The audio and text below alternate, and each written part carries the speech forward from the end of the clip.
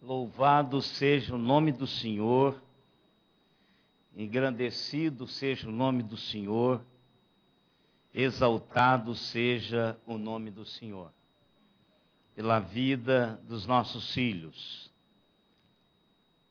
De fato, hoje nós vimos os filhos substituindo os pais.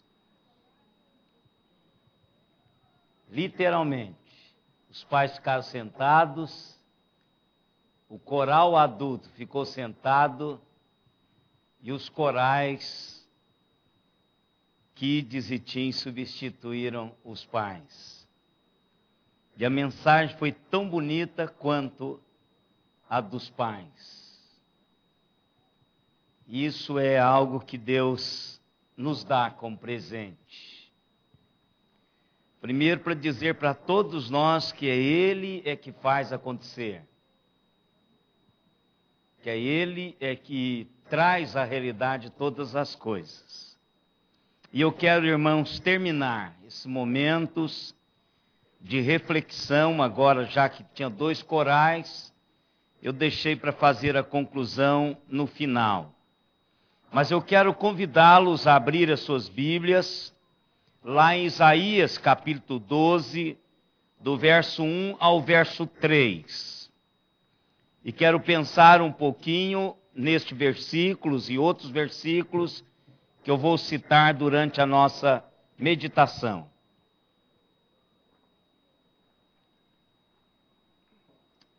Diz assim a palavra do Senhor: orarás naquele dia, graças te dou, ó Senhor, porque ainda que te iraste contra mim, a tua ira se retirou e tu me consolas.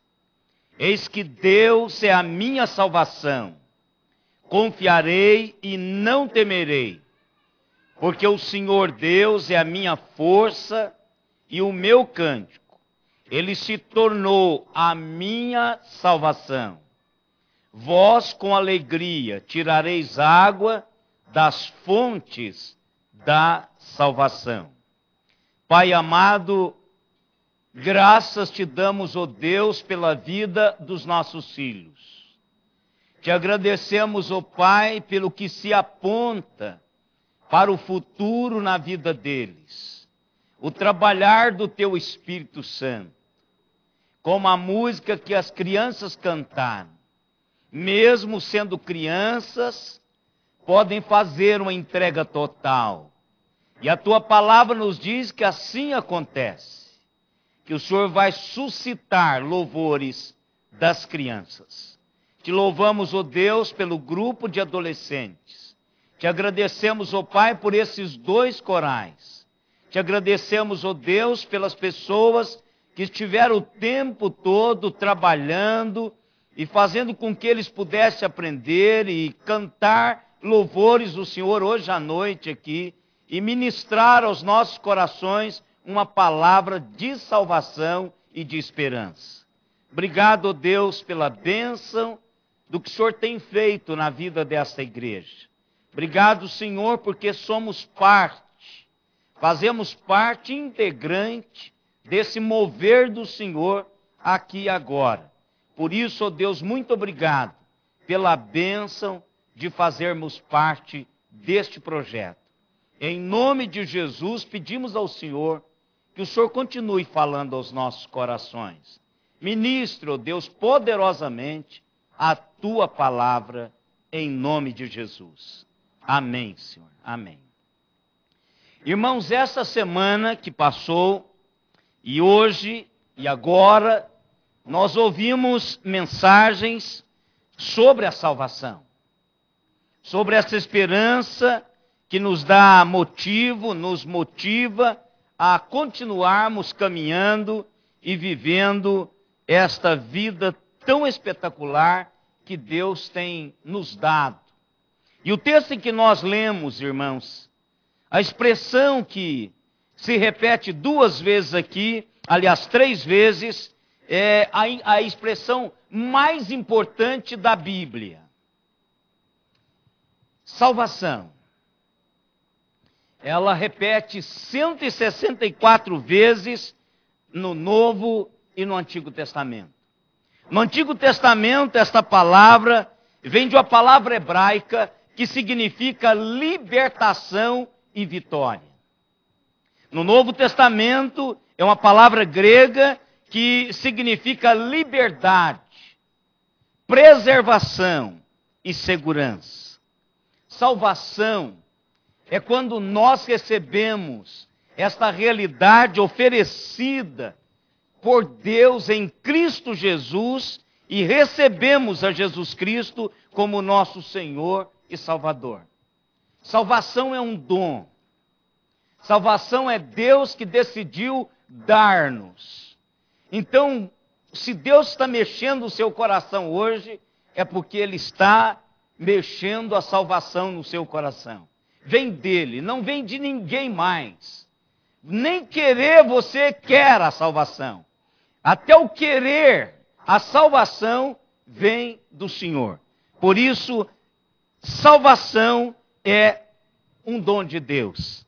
A salvação não é uma coisa que nós vamos receber um dia, mas a salvação é uma posse presente. Hoje eu sou salvo e o meu coração já desfruta dessa salvação de Deus. Se nós começarmos a estudar a soteriologia, que é a doutrina da salvação, nós vamos descobrir algumas realidades sobre a salvação. A primeira realidade que nós descobrimos sobre a salvação é que salvação é o mover de Deus, movendo pessoas, cada pessoa, de um lugar para outro. Salvação, do ponto de vista da teologia bíblica, é Deus movendo, tirando pessoas de um lugar e levando para outro. Deus tirou Israel da servidão do Egito. Lá em Deuteronômio capítulo 6, verso 12, diz assim: guarda-te para que não esqueças o Senhor, que te tirou da terra do Egito, da casa da escravidão. Mover de Deus, pegando o seu povo e tirando esse povo, movendo esse povo de um lugar para outro. Tirou Jonas das entranhas do grande peixe, para que Jonas pudesse traduzir uma realidade de vida em Deus com experiência pessoal. E aí Jonas diz: falou, pois, o Senhor ao peixe, e este vomitou a Jonas na terra. Deus movendo, Deus tirando de um lugar e levando para outro. Tirou Davi de uma perdição e de um pântano de lama. Ele nos diz lá no Salmo 40, verso 1, dizendo: esperei confiantemente pelo Senhor, e Ele se inclinou para mim e ouviu quando clamei por socorro. Tirou-me de um poço de perdição, de um tremendal de lama, colocou-me os pés sobre uma rocha e me firmou os passos.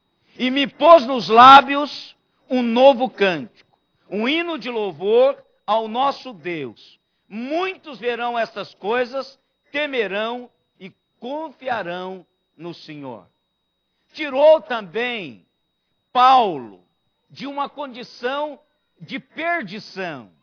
E Paulo nos diz em 1 Timóteo, capítulo 1, verso 12 a 15: sou grato para com aquele que me fortaleceu, Cristo Jesus, o nosso Senhor.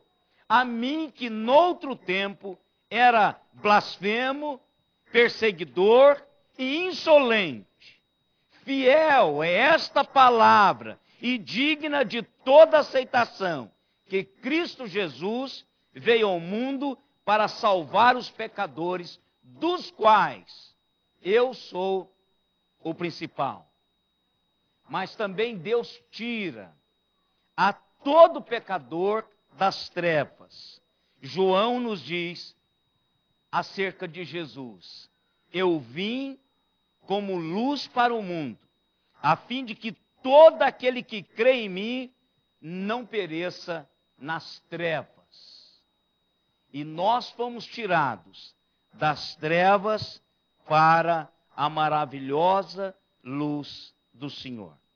Então, irmãos, pensando nisso, eu quero colocar, a partir dos hinos que nós ouvimos, 4 mover de Deus, que a salvação em Deus vai e está e estará fazendo conosco. Primeiro, esse mover de Deus vai nos levar para o céu. Foi isso que nós ouvimos. Jesus diz: não se turbe o vosso coração, credes em Deus, crede também em mim, na casa de meu Pai há muitas moradas. Se assim não fora, eu vos teria dito, pois vou preparar-vos lugar. E quando eu for e vos preparar lugar, voltarei e vos receberei para mim mesmo, para que onde eu estou, estejais vós também. Então, a primeira realidade da salvação: eu estou de passagem aqui. Isso muda a minha leitura, irmãos. Isso muda a minha perspectiva. O céu é a minha residência permanente.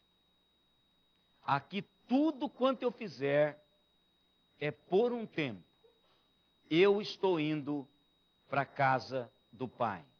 A segunda realidade da salvação é que a salvação nos leva a uma vida de santidade. E se assim alguém está em Cristo, é nova criatura. As coisas antigas já passaram e eis que fizeram novas. A salvação vai alterar a minha vida. A salvação vai alterar a sua vida. Nenhum homem pode receber a Jesus e permanecer o mesmo, inalterável ou inalterado. Salvação muda a minha vida, vai levar-me a uma busca de santidade em Cristo Jesus. Vai fazer diferença, porque a árvore boa produz frutos bons, a árvore ruim produz frutos ruins. Vai ter diferença na minha caminhada. E também haverá no meu coração um desejo de cultuar e de servir a esse Deus. Terceiro lugar, a salvação nos levará à colheita. Sou salvo, então eu vou à colheita. Eu vou buscar aqueles que são do Senhor, que ainda não sabem que são. Eu vou compartilhar dessa realidade. O texto de João, capítulo 4, verso 35 diz: não dizeis vós que ainda há 4 meses até a ceifa? Eu, porém, vos digo, erguei os olhos e vede os campos, pois já branqueiam para a ceifa. Então é um momento, quem tem salvação tem que testemunhar do Senhor. Todo cristão é uma testemunha, a favor ou contra Jesus Cristo. E eu e vocês somos chamados para testemunharmos a favor, a fim de que outros sejam resgatados e colhidos para o Senhor. Em último lugar, a salvação nos levará à casa de Deus para adorarmos juntamente uns com os outros ao Deus da nossa salvação. Hebreus nos diz: não deixemos de congregar-nos, como é costume de alguns. Antes, façamos admoestações, e tanto mais quando vedes que o dia se aproxima. A salvação é sempre acompanhada por um desejo de nos reunirmos com os santos e adorarmos ao Santo Deus em culto público. E eu quero, irmãos, concluir dizendo para você o seguinte: se a sua salvação não levar à santidade, não levar à colheita, não levar à casa de Deus para adorá-lo, provavelmente ela não vai levá-lo para o céu. Vou repetir. Se a salvação que você testemunha ter recebido do Senhor, não levar à santidade, não levar a compartilhar essa salvação, a colheita, e não levar, não trouxer à casa de Deus para adorar ao Deus da salvação, provavelmente ela não vai levá-lo ao céu.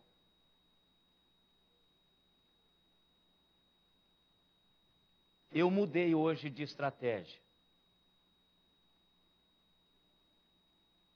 Hoje eu não estou lhe oferecendo isso, os meninos já fizeram isso. Hoje eu quero lhe questionar se você é salvo.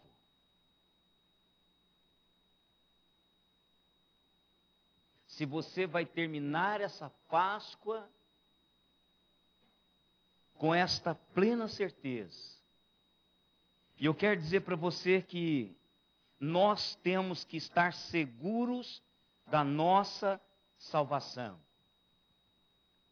E 2 Pedro nos diz o seguinte: por isso, irmãos, procurai com diligência cada vez maior, ou cada vez mais, confirmar a vossa vocação e eleição, porquanto, procedendo assim, não tropeçarás em tempo, ou não tropeçareis em tempo algum. Procurai com diligência cada vez mais confirmar a vossa vocação e a vossa eleição. Irmãos, a salvação, nós como evangélicos, a gente fica ouvindo sempre Natal, Páscoa, e a gente parece que não importa muito. Mas hoje eu quero que você vá para casa pensando se você tem essa salvação.